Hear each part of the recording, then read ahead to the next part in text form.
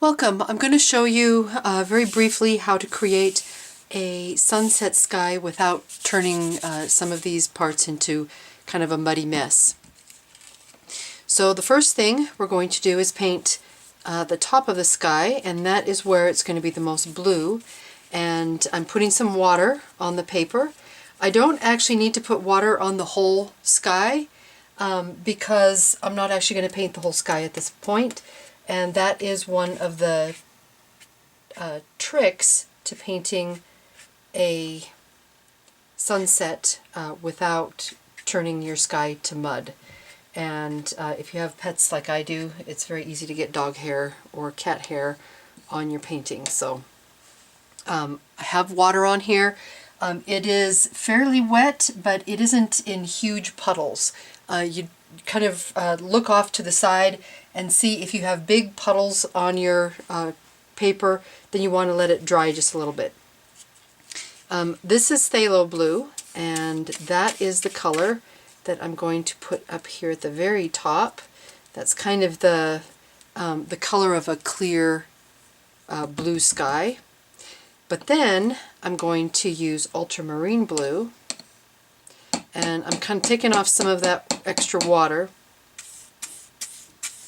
And ultramarine blue is this warmer blue, and I'm going to actually put that on next. And you see how that looks almost purple next to the phthalo blue? And I'm going to kind of go back and forth and blend them where they meet.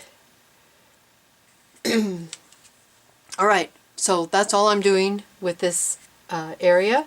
I might kind of smooth this out a little bit. A couple places don't really want stripes on my sky here. So I'm just going to leave it like that. And maybe take some clear water and soften this line here. And then I'm just going to let that dry. Enough water on. So I'm overlapping some.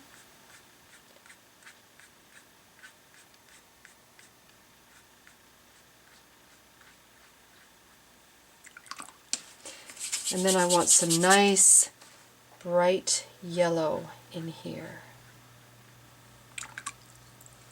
And I'm actually going to get some yellow directly from my palette instead of what I've mixed there, because that's a little bit mixed with the orange.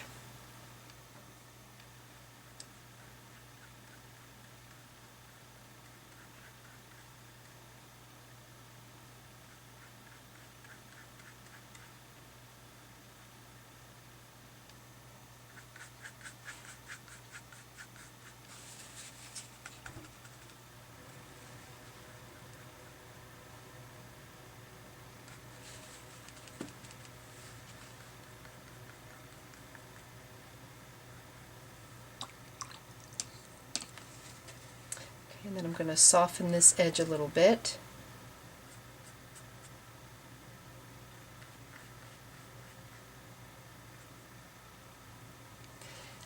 And I'm going to let that dry.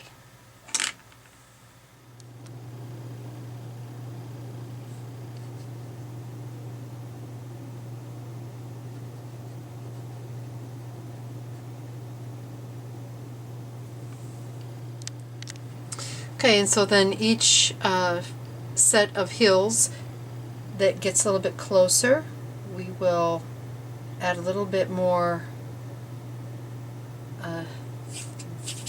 dark values to the very top and a little bit more detail in the silhouette. Some of this is actually still a little bit wet, so it's kind of bleeding up into the hill behind.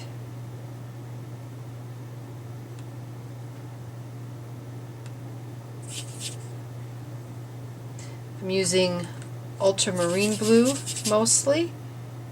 There is a little bit of phthalo blue in this as well. And notice I'm going back and making it even darker. Oh, and I forgot to do these. So I'll do that in a little bit.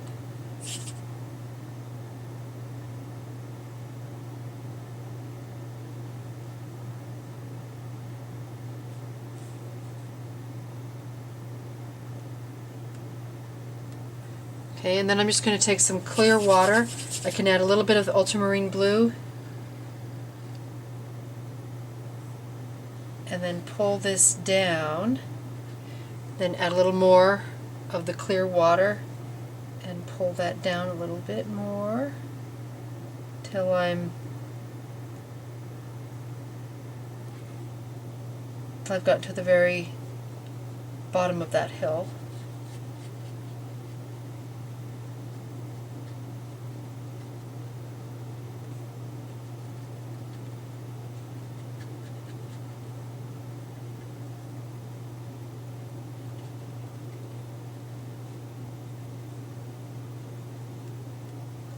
If there are some areas that need a little bit more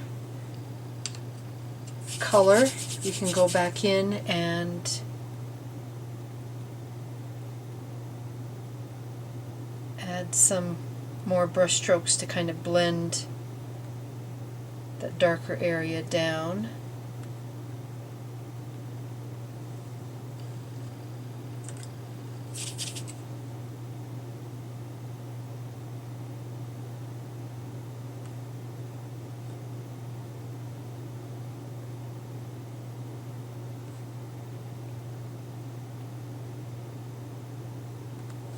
Okay, and then we'll do that over on this side, and we'll also fill this in a little bit in the back there. So the mixture of green that I'm using is a phthalo blue and phthalo green and yellow ochre. And I'm going to leave some of these golden tones, and I'm just kind of using my brush in kind of a sketchy way and blocking in some of the shadows. And this is wet on dry. I like adding a little bit of yellow ochre to the phthalo green because otherwise it's pretty bright and it doesn't feel quite as natural as I like for it to.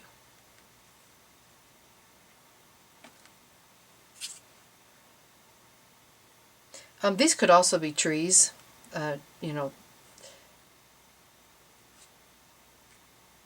I'm just turning it into grass, all grass, just so it has a little bit of a difference from the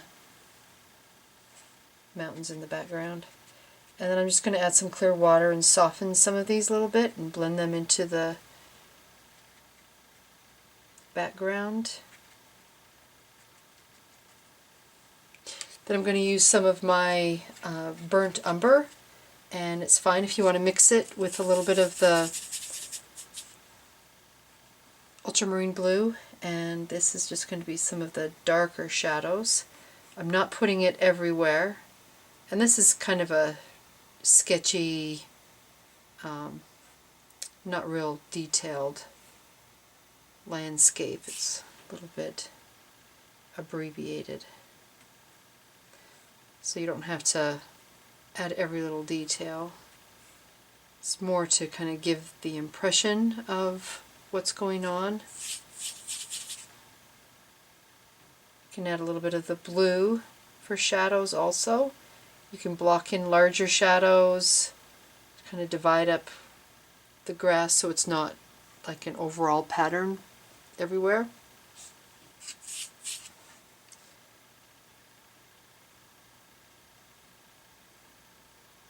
Some of these silhouettes can be darker because they're kind of standing out against the light shining behind them.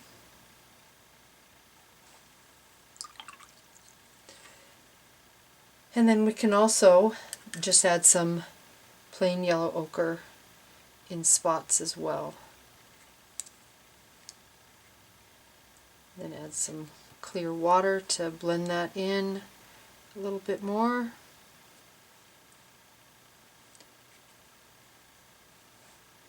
And that